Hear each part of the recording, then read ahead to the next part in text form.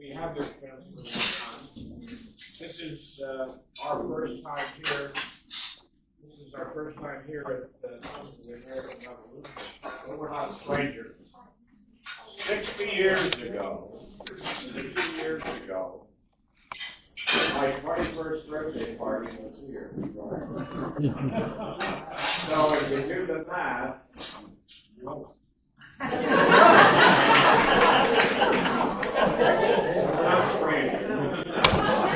I normally introduce celebrities. Betty Summers, I don't know you, but you're a celebrity, only because of your name and your introduction. Anyway. Oh, are you Betty Summers?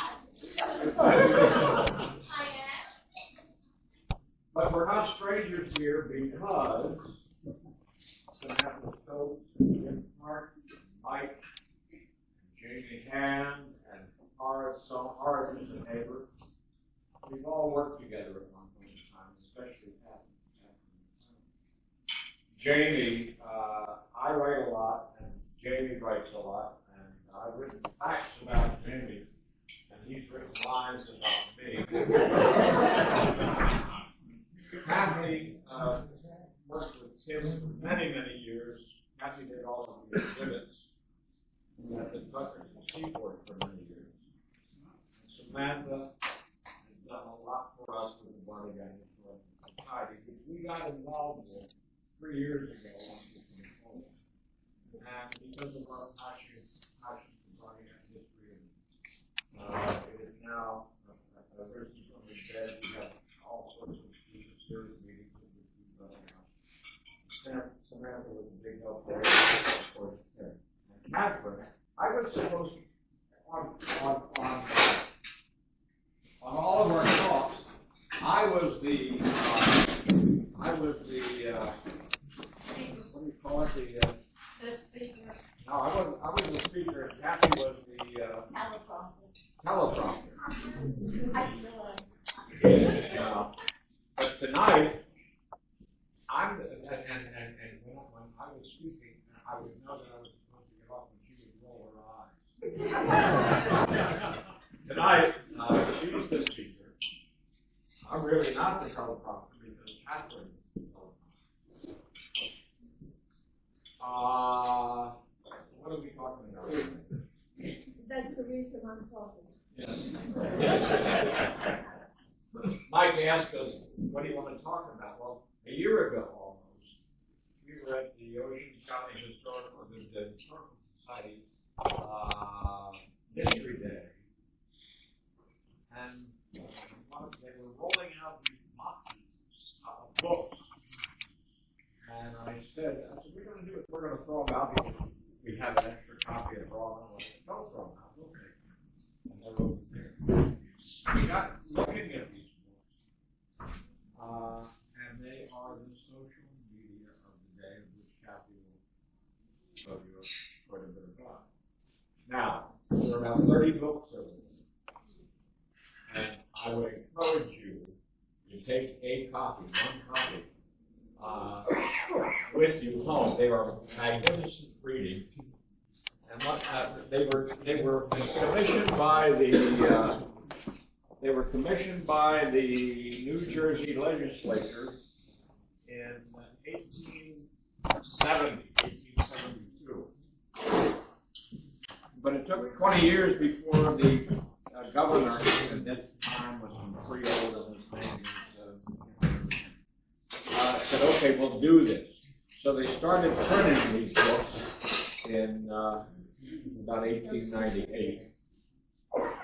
And they're magnificent reading.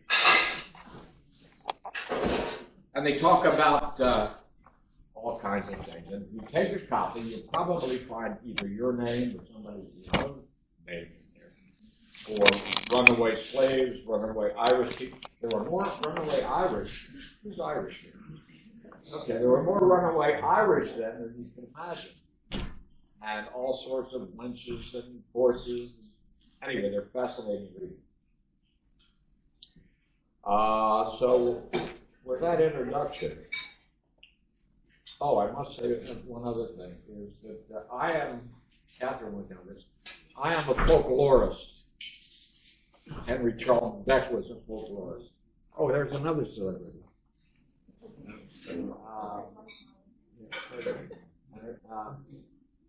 A folklorist is someone that takes the best stories, writes about it, and then fills in the facts.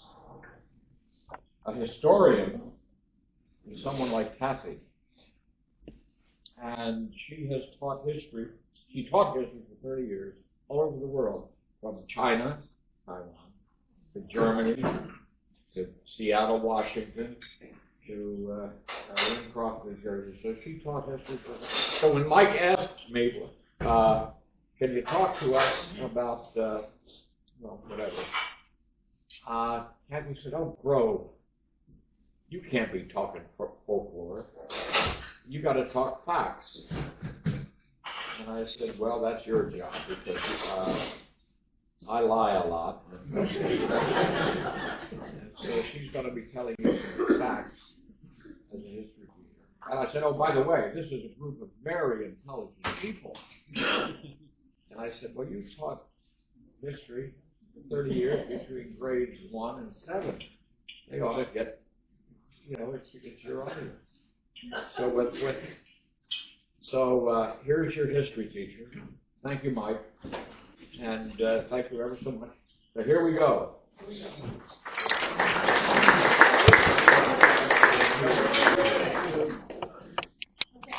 I'm starting this off for Steve because he has family needs in the bathroom. So please grab one on your way out so that I don't have to have them in my garage. Okay, social media 1776 was Carl's idea. And I just looked at him and said, you don't know anything about that. And I didn't either, as a matter of fact. So I actually picked up 3 or 4 of these books. And the reality is they are really fun to read. And I'm trying to give you a little bit of a flavor of what you will find as we go along. So, slide number 2. Okay. Can you all read this? I'm sort of hoping. Yes? 'Tis to eat grass and pen we mortals owe all we believe and almost all we know. 1748. George Fisher, the instructor. That was a textbook for young men up in Boston. Benjamin Franklin, I'm not in Boston, I take that back. As bad as my husband. In London. It was reprinted 7, 8 times, 6, 7, 8 times. Benjamin Franklin got 12 copies of the 7th printing, 6th or 7th printing, brought them to America, had them shipped to America, and basically took what was there, but then adapted it to young men here in this country. And he is responsible for printing in 1748 in Philadelphia the 9th and 10th editions of these books. You can still find them every once in a while if you look at auctions for rare books. Let me see, slide number 3, next point. Okay, colonial communication. Most all of us, it's common sense. We all went to elementary school. You know that you had the town crier and all, when you were cutting out little hatchets on George Washington's birthday. So you had the town crier, you had the street gatherings. I don't understand why this could be crazy. Huh. Trust me, I didn't type it like this. And I must have done something when it went to the PowerPoint. Okay, town crier, street gatherings, meetings, sermons, and taverns. Sermons were a biggie. Sermons were printed. Sermons had a lot of politics in them. A lot of the broadsides were copies of sermons, and they were used. The news was based on whatever the event was preordained. It would happen. So there was a lot of in the early 1600s and 1700s in this country. The printing was based on biblical happenings. So the news was always related to the sermons. At my table was Bruce, right? Bruce said to me, how many people could read? The interesting fact is, by 1776, 80% on average, 80% of the men could read. 50% of the women could read.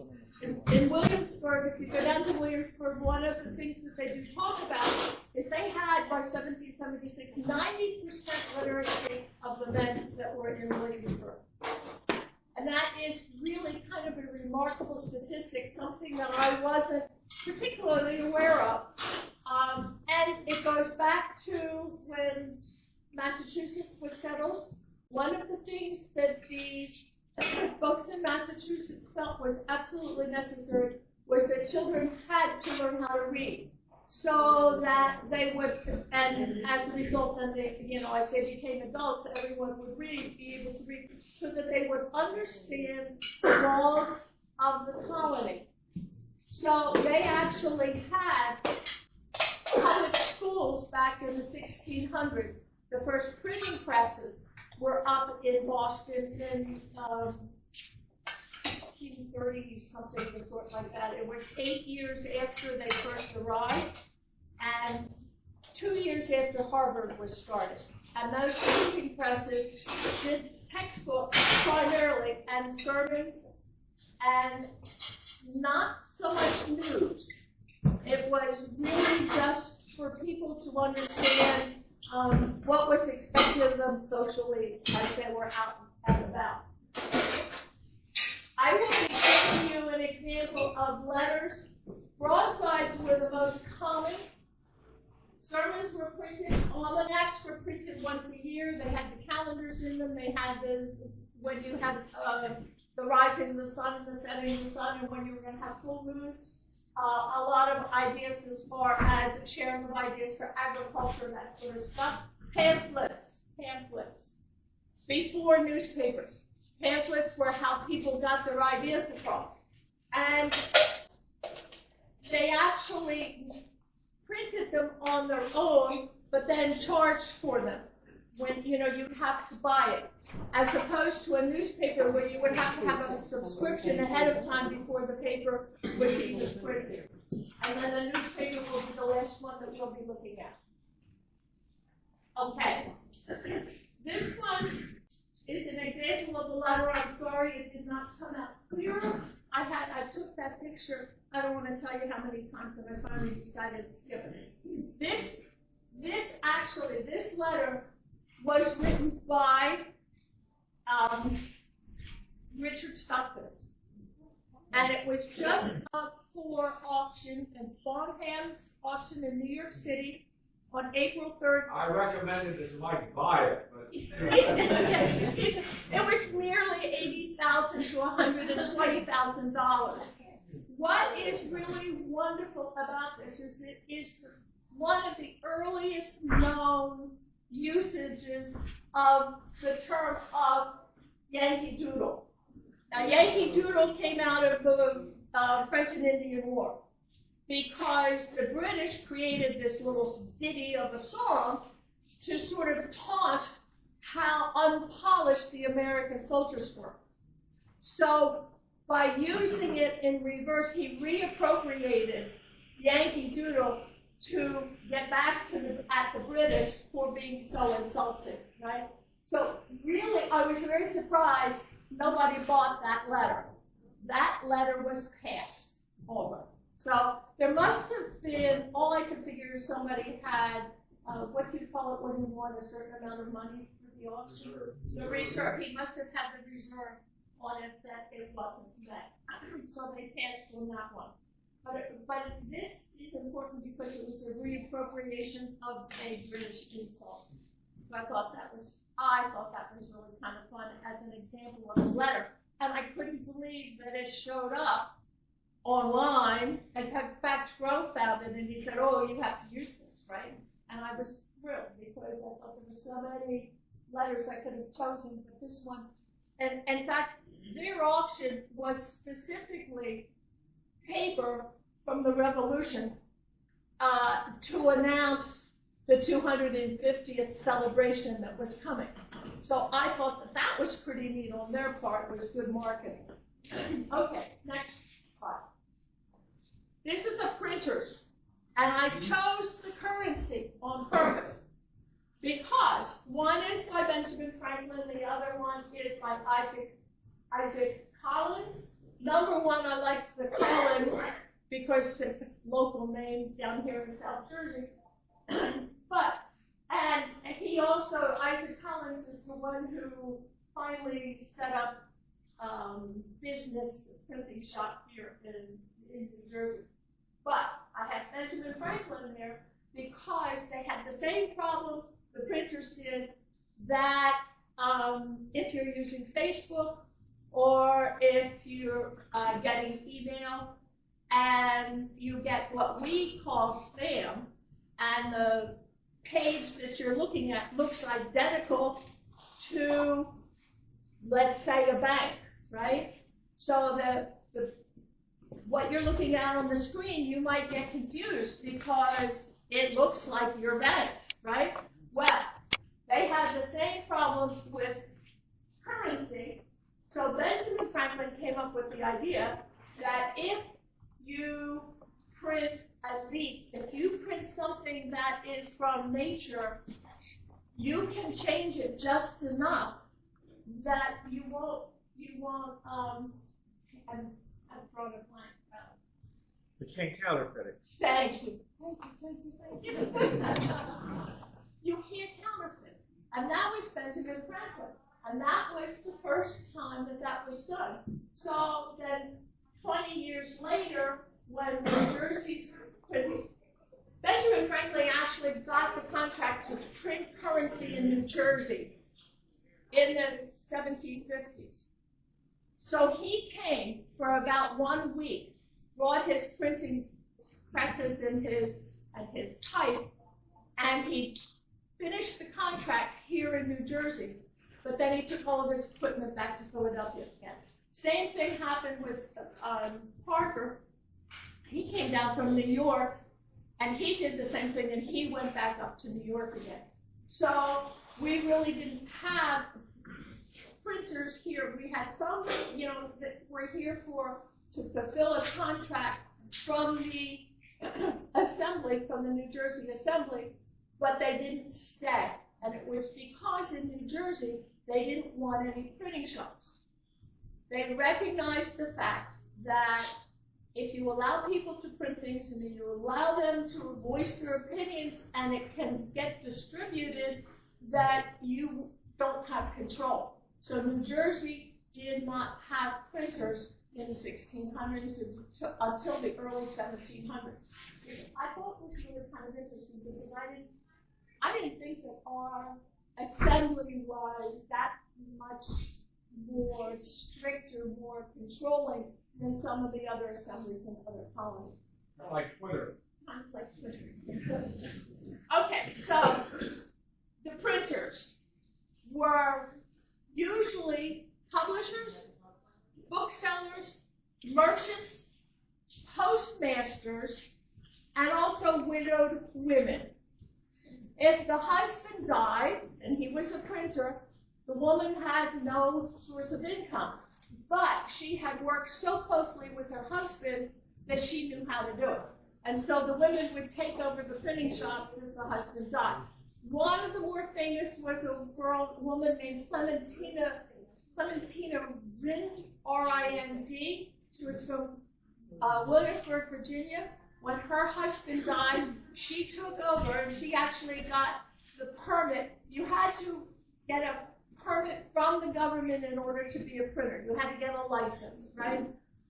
She is the person who printed Thomas Jefferson's The Rights of British Americans, which of course was the forerunner of the Bill of Rights. And so that was actually printed by a woman, which I thought was pretty cool. Okay, there are 3 printers that were for New Jersey, the most important: Benjamin Franklin, James Parker, and Isaac Collins, who is here.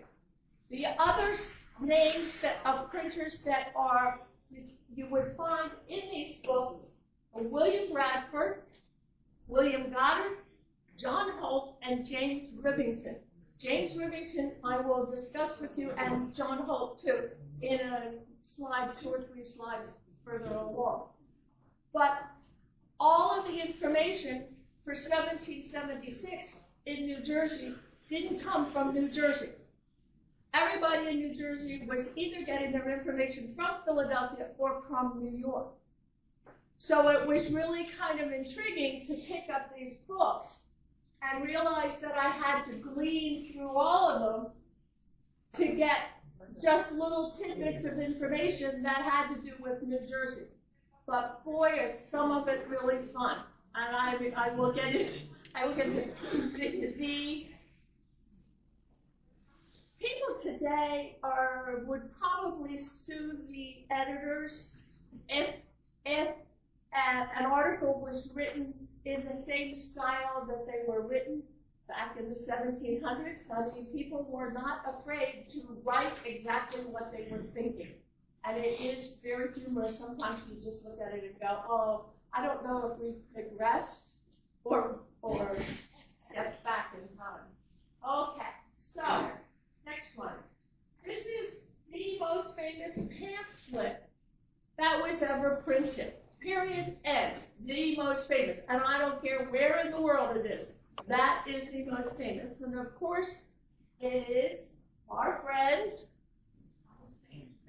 Thomas Paine. Yes, and it is Common Sense. Absolutely. It went viral. How's that? That is an example of something going viral. In the first 3 months that came out, 120,000 copies of that were sold. By the end of the Revolutionary War, over 500,000 copies of that had been sold. In today's world, that's about 60 million copies of this. It was 47 pages long. It was understandable.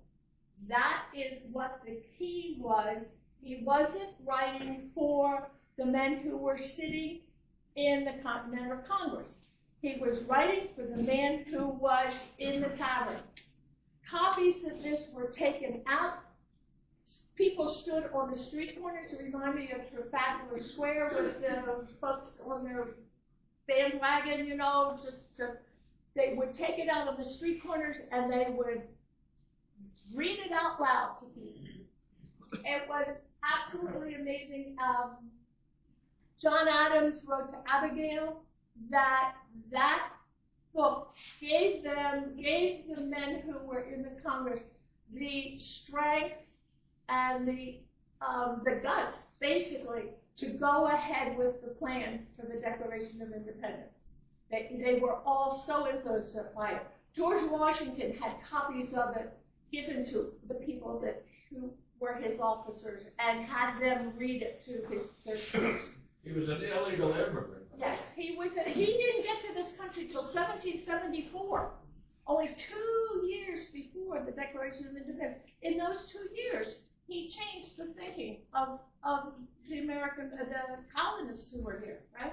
His dad was a corset maker, and he didn't particularly want to be part of that, and he got a job in the excise tax department, but he kept making enemies because he was so outspoken on his ideas. He didn't think very much of the king and being controlled by the king. But after the Revolutionary War, he actually went back to England and was not accepted there, went to France. And he lived in France during the French Revolution too. Got thrown in jail was it Thomas Jefferson? I'm trying to remember who it was, got him out of jail. He came back to this country and he died in poverty. But he was a pretty interesting fellow. He also did, when the British were coming from Long Island, when they were in the campaign to get control of New York City, he was with General Nathaniel Greene at Fort Lee and left with Greene when they retreated across New Jersey. And of course, that's when he wrote, "These are the times the tri-men sold." And he stayed with the military during the Revolution. Okay, one of the questions that intrigued me about this was, do you think common sense would achieve the same level of impact in today's overload of information? Probably not. And I thought, well, maybe what if it was a podcast? Or what if it was a TED Talk? Because that would be the only way that something like this would even become part of social media. But because pamphlets were an accepted social media, and because, okay, I maybe pay 10 cents for that pamphlet, but I can pass that pamphlet on to the next person, and it gets passed around. But the fact that so many of them were sold will give you an impact of the social media of that particular pamphlet. Next one. Okay, next one is broadside. This was from the Pennsylvania Packet, that's a newspaper, 1776. It's an extract of a letter from Princeton dating the 10th instant, which means the 10th of that month, being July, okay? So last night the Nassau Hall was grandly illuminated and independency proclaimed under a triple volley of musketry and universal acclaim for the prosperity of the United States. The ceremony was conducted with the greatest decorum. I thought that last sentence was worthy of us looking at it, that they would make a reflection on how the people behaved with the greatest of decorum. All right, so Declaration of Independence was read 3 times. The first 3 public readings were in Trenton, Philadelphia, and Easton, PA. Trenton was on the steps of the Hunterdon County Courthouse, which was on Water Street. Now, that courthouse now is in Flemington. It's no longer in Trenton. But that's where it was read. This next reading in New Jersey was on July 9th, and that was outside of a tavern called the Whitehall Tavern, and that was in New Brunswick. This is one of the most famous broadsides that was ever printed. Broadsides were printed on one side of the piece of paper. The paper was of very, very poor quality. It was meant to be read, passed on, thrown away. Broadsides were not safe. The very first broadside for the Declaration of Independence was printed by a printer whose last name was Dunlap. When it left Continental Congress, it was signed by 2 people so that Dunlap would understand that this was an official copy, that this was official. This was the original, okay? And from that, 100 to 200 copies of it were printed. The original was thrown away. They have no record of the original other than it was signed. So I thought that was pretty neat. So that's the reason for that one. Independence National Park is where I got the information on that. Okay, newspapers. 1777, New Jersey's first newspaper. Think about it and think about that date. I said Philadelphia and New York, right?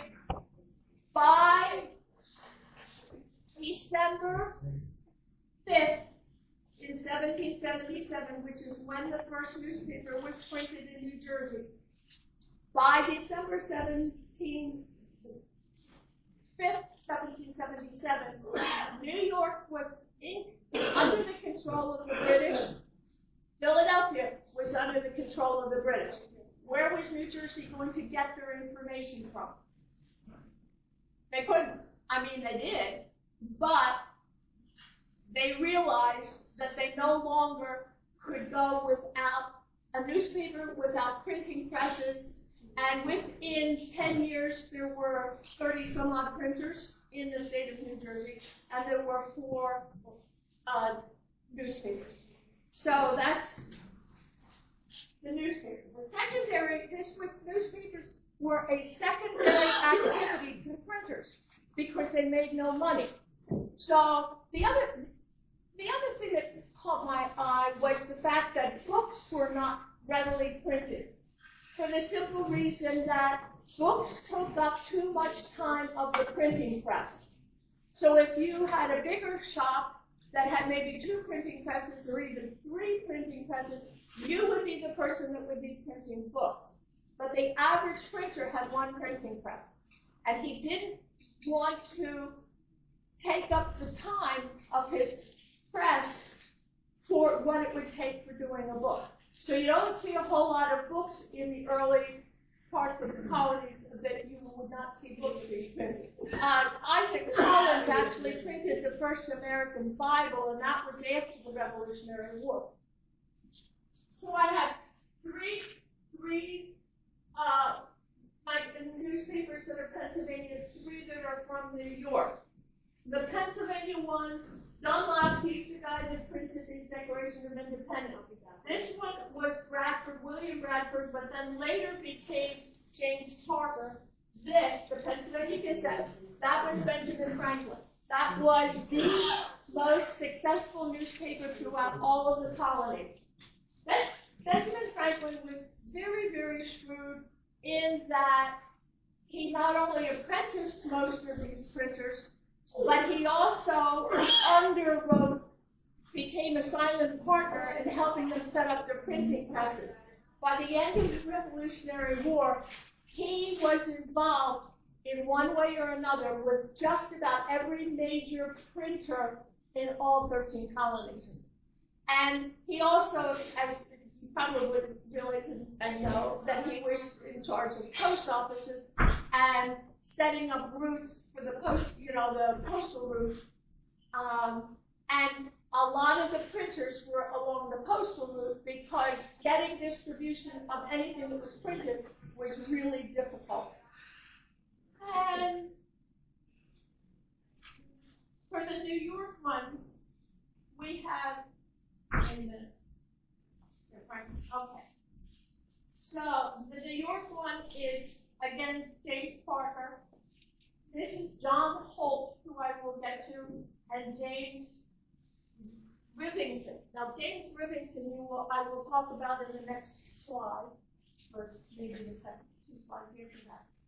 But the New York Journal was the favorite newspaper of the Sons of Liberty. Rivington's New York Gazetteer was 100% fact loyalist. So these 2 made quite a few editors' letters or editors' notations back and forth about the 2 political positions, the political positions of those 2 newspapers. All right, next. This is Rivington. Love this. I love the fact that earlier it was brought up the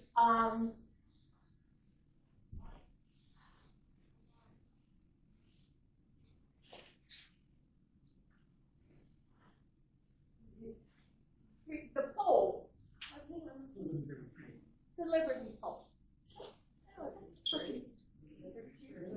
Liberty Tree. Thank you. Okay. Rivington's Gazetteer, Mr. Printer. We hear from Woodbridge, Rahway, New Jersey, that on the 17th instant, meaning the 17th of March, notwithstanding the badness of the weather, the sons of Bacchus went several miles to procure an emblem of licentiousness, by them miscalled a liberty pole, which was of the stupendous height of 80 feet. How many know 80 feet. 80 feet. 80 feet. This pole, 80 feet, right? They dragged it with much ado and no small fear to the place of its destination at the crossroads, a proper place of erecting a pillory, stocks, or a whipping post, which all are extremely necessary in that place, right? It goes on to say, this article from the newspaper, which is in books, right, goes on to say they were so tired by the time they had dragged this pole that they retired to the local tavern, at which point they became totally inebriated, right? Loyalists came along and cut the pole, right? So these guys woke up the next morning, go out to their pole, they were going to put it up, and they looked at the pole and realized it did not have the awe-inspiring height of what they had imagined. It was just wonderful. The sons of Bacchus, right? And Rivington there were at least 5 or 6 newspaper articles in which he lambasted the Sons of Liberty. He had not the time of day for them. Mr. Holt, on the other side, because they, the Sons of Liberty, were giving him their printing, he would give some very well thought out, very reasonable explanation for their behavior. Great fun to read. Next one, please. Okay, the ship James. Before we talk about what's down here, I'd like to do a look at this. That drawing, not watercolor, is from 1777. And it is of the Sandy Hook Lighthouse, which is all the way over there on the left, right? It is specifically southeast 1 mile from Sandy Hook Lighthouse. It was done for the Atlantic Neptune, for the British Navy. The Atlantic Neptune, does anybody know what that is? Okay, so you know they have maps of the harbors, little drawings of the harbors. We had some of the maps earlier when they were discussing the prison ships. The Atlantic Neptune, the British Navy sent artists all around to different ports. Now, you know, you have photographs, you have GPS, you have all kinds of things that give you an indication of where you are. The only way that they were sure which port they were coming into was through the drawings that are in this series of books, and they're for every port, 1700s, 1800s, around the world. I mean, they weren't just doing the ports on the eastern coast of the United States. They were doing ones that were all in Europe and Asia and all around the world, so that the sea captains could know visually, be sure that this is where they actually were sailing to. Sandy Hook, for the British, was very, very important because they would come in off the ocean, off the seas, and they could drop anchor in Sandy Hook, and they could get in one of their smaller sloops, and they could go up to New York City, and they could make sure that they had a berth, or they could make sure that the paperwork was right, or they could make sure that they could communicate with whoever the buyer was for their cargo. So Sandy Hook played a very big role.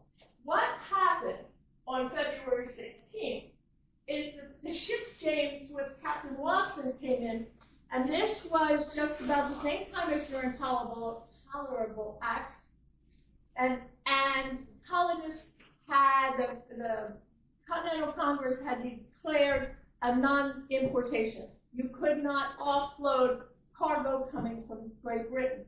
So this ship comes in one day too late from the deadline of when you could offload.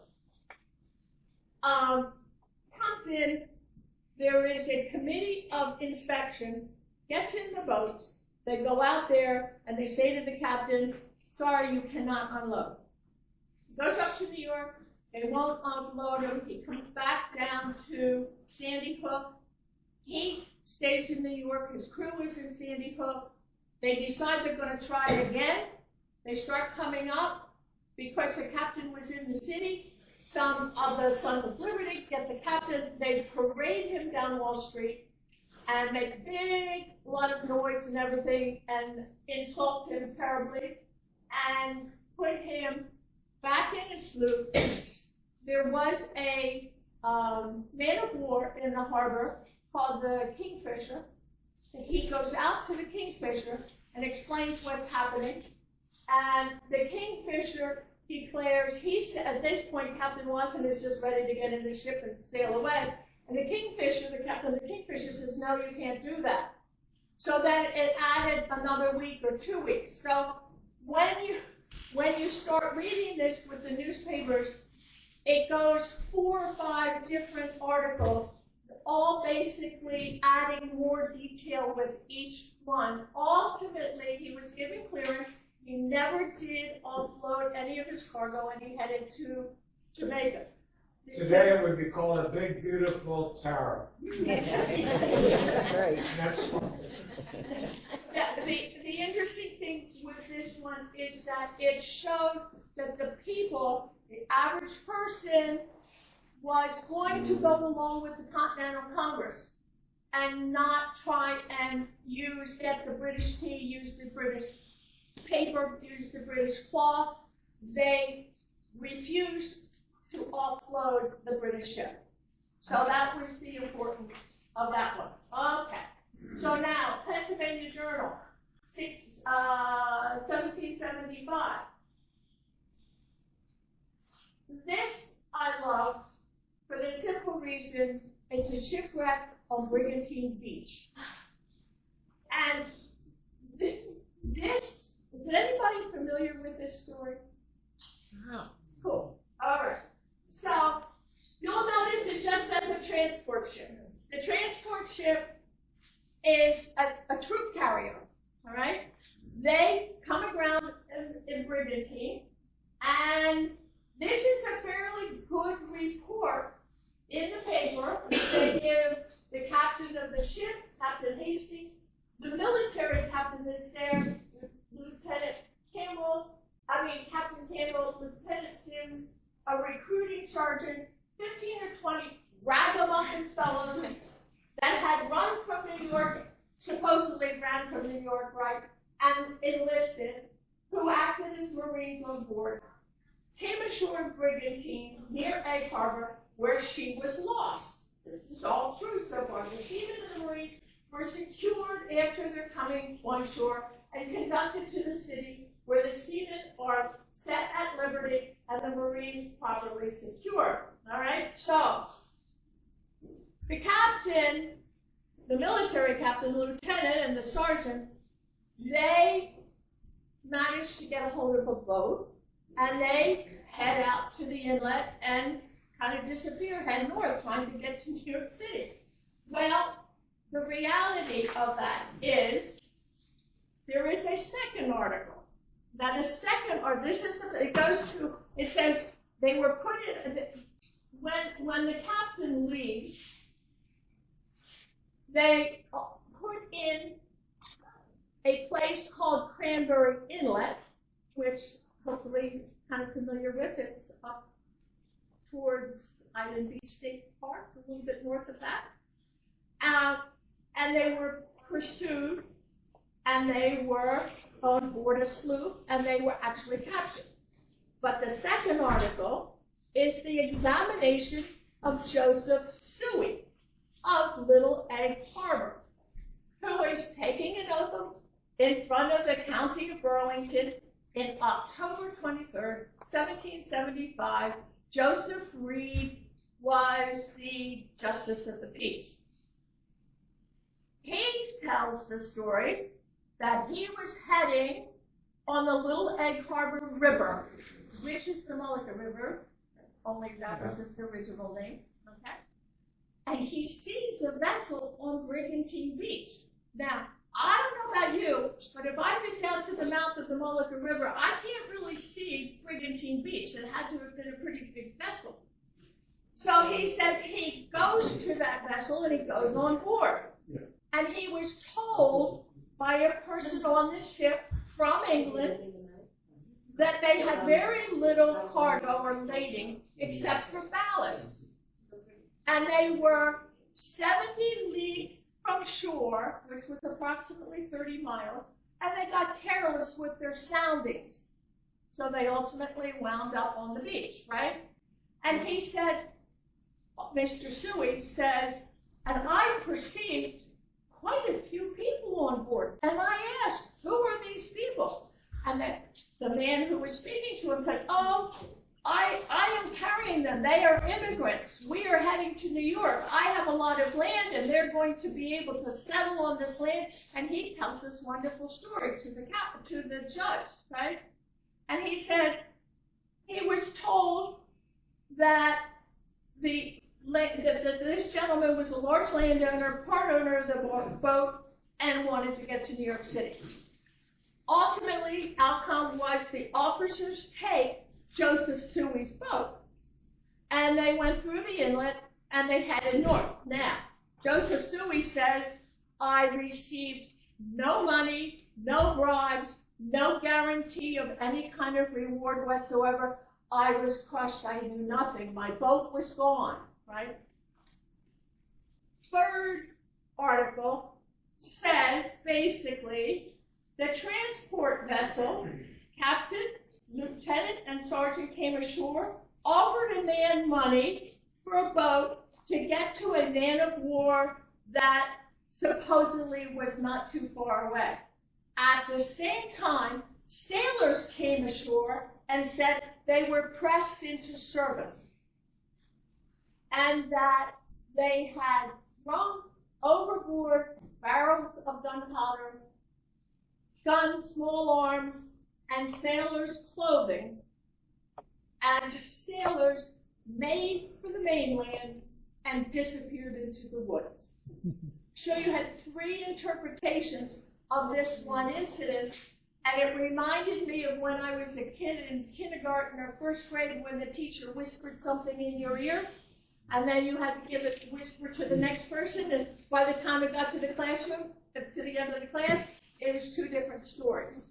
And this is pretty interesting because the name of this vessel happens to be the Rebecca and Francis. And you'll see something 2 slides from now from Rebecca and Francis. But ultimately, this vessel is considered the first British vessel destroyed in the state of New Jersey in the Revolutionary War. Okay, this one I love. This is social media at its finest. Philadelphia, on Monday last, set out from this city on their way from Virginia to Cambridge, as in Massachusetts, the ladies of General Washington and General Gates, and a Mr. and Mrs. Custis. That would have been Mrs. Washington's son by her first marriage. They were accompanied out of town by the officers and light infantry of the 3 battalions, and they continued with them up until Trenton. I had no clue that Mrs. Washington was a camp follower. Apparently, Mrs. Washington went to headquarters every winter, wherever George was, she was there with him during the winter. Yes, and I thought that was really pretty neat. How many kids do they have? They didn't have any children. This is her child. This is her child by her first marriage. And her husband died. Very loose lady. Yes, very loose. Okay. One of the interesting things in Cambridge, it was the first time the First Lady had a course on. She wasn't a First Lady then, but she set the precedent for the behavior of first ladies as far as the fact that she knitted socks for the troops, she raised money for the troops, and once a week she had a gathering at her house for entertainment for the other women, or wives of the officers who were around. So I thought we had to have some female social media in there. It's a little bit of gossip, right? Okay, Rebecca and Francis, here we are. And I love the fact, I'm so upset that this didn't come out right because it took me a long time. Pennsylvania Evening Post, Egg Harbor. Anybody that bought at auction items from the shipwreck at Brigantine Beach, you had until Thursday the 27th to go to Mr. John Little's house near Absecon and settle your accounts, or the Vendue masters, Elijah Clark and Richard Summers, were going to take the law into their own hands, so to speak, and follow through. Vendue is an auction. That was a new term to me. A Vendue. Vendue masters, I thought, was obviously the auctioneer. Elijah Clark was born directly across from us in Lower Bay on the Mullica River. His father, Thomas Clark's gravestone, is still in the woods back there from 1727. Richard Summers, this is your Colonel Richard Summers. This Richard Summers' father's the one that built the mansion down in Summers Point. Yes. So I was very pleased to find this and that it connected with the transport ship in Brigantine Beach. So, next. All right. What I finally did, because I kept taking notes and notes and notes and notes, I said, I'll never break this down. I did 6 months, and in 6 months, in one book, newspapers discussed setting up market days and regulating prices, businesses for sale, merchandise for sale, help wanted, runaways, debtor announcements, in jail or otherwise, real estate for let sale or public auction, stolen items, especially horses, stage and ferry transportation information, lost and found items, mail still at the post office hadn't been delivered, social, marriages and obituaries, military updates, and listings of deserters. That, in a nutshell, is 6 months worth of newspaper articles in 1776. Next one. Okay, so here are 3 examples. I can't believe how that. I don't understand what happened. Okay, Porter in butts. Anybody want to take a guess? Beer and barrels. That's very close. What's a butt? Cigarette? Wine and barrels. It is beer and barrels, but a butt is a barrel that holds 130 gallons. So now you know. Can you imagine a barrel that holds 130 gallons of porter? That's a big butt. That is a big butt. That is a lot of alcohol. Okay, so this is a shame that this is. All right. On this one was a obituary, and I absolutely love telling. I hope that when I meet my neighbor, that I am lamented. My life is lamented by her. All right, the one in the middle has to do, and it's all messed up, so I apologize. I was taken adrift was a longboat. There were a lot of boats that maybe storms or whatever, and so it was kind of a lost and found thing. A longboat was found, right? Down at the bottom, this one I love because his wife Elizabeth eloped from his bed without just cause. So I thought, of course, a man wrote that, right? Okay. Then you have the one that was the reward for a runaway from Babstow Furnace. These 2 servant men were Spanish, And it, not only Baxter got me, but the fact that it was Spanish got me. Because the runaways up until that point, Grove had mentioned it earlier, indentured servants. They were Irish, they were English, they were Scottish.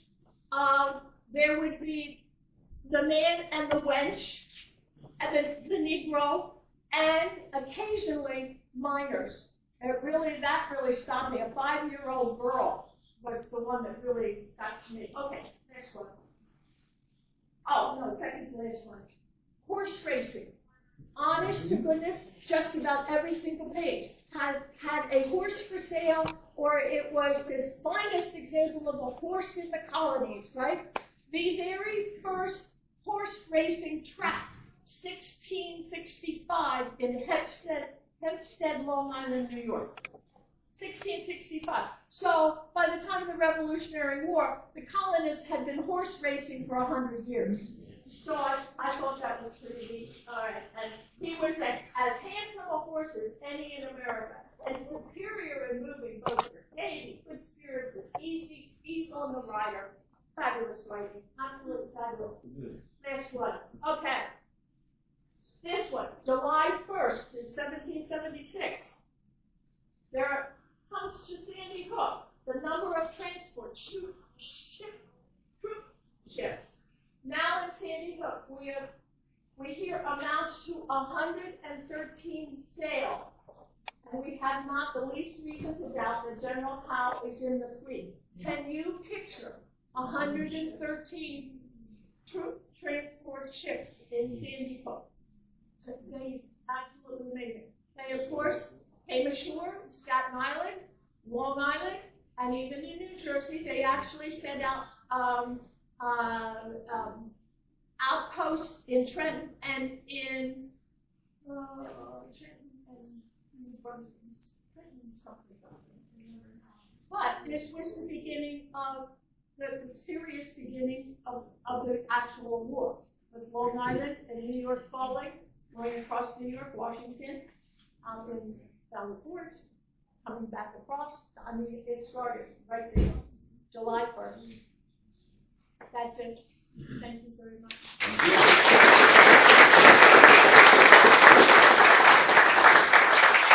I hope I didn't keep you long. Any quick questions? Let's say 113 sail. About how many troops were each boat? Oh, good question. From what I can gather, upwards of 150 on each boat. I was told that there's only about 20,000 people living in New York City, and now the soldiers is much greater Than New. That's right. than the entire population. Yeah. So absolutely. And the other thing that amazes me is these were not, the schooners that were used for for cargo that were going up and down our coast. The largest one was maybe 110 feet. Most of these transports were probably only about 80 foot long. So, and these are only the ones that are in Sandy Hook, because I had to concentrate on New Jersey. They were all along the coast of Long Island. They were out, way out by Shelter Island. In Greenport, what's Greenport now? Yeah, I heard. I mean, there were 400 and some odd ships total. Yeah, it's an amazing number when you consider it. Amazing. Question? Yes. Yeah, your pamphlets, I've gone through quite a few of the Harvard, Princeton pamphlets. Turns out they knew before this that the Crown had decided to send this huge amount of soldiers to basically wipe out all the settlers. They were going to start all over again, just like they did in Ireland. This is how serious it was. Yeah. Oh, yeah. It was. I mean, and you can.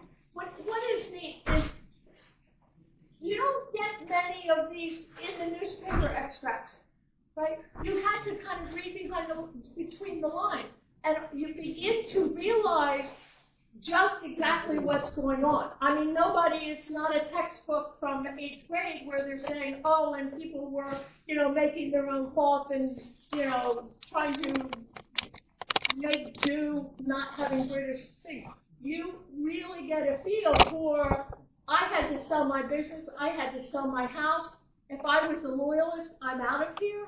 I don't have a job anymore. You really get the feeling of what people are thinking when you read this. But if you consider today, you get the feeling of what the average person is. If you look at Facebook, you may think, oh, well, these people are idiots, right? But you're realizing that there are people out there who are scared, or people who are worried, or people who are sick. And you get that sense of actually what humanity was going through by reading this. I mean, I cannot begin to fathom seeing that many sailboats, that many boats that have soldiers in them, Honey, thank you. Thank you. And we encourage you to take a look and to think. Yes. All of this started 60 years ago this year, right here. Okay,